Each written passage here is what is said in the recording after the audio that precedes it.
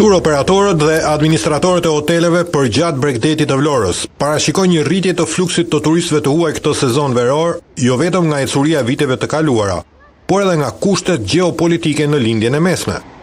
Një prej tur operatorëve të Vlorës tregon parashikimet dhe indicet e para të shkaktuara nga lufta në Iran sa i takon riorientimit të fluksit të turistëve. Përsa kohë Shqipëria konsiderohet në vendet e sigurta mesdhetare europiane, ne mendojmë që do të ketë një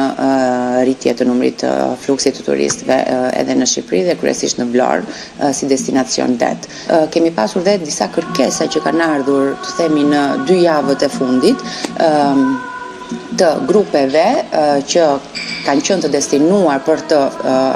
vizituar lindjen e mesme dhe janë rialokuar në Shqipëri dhe kanë zgjedhur që të qëndrojnë në Vlorë dhe të kalojnë pushimet.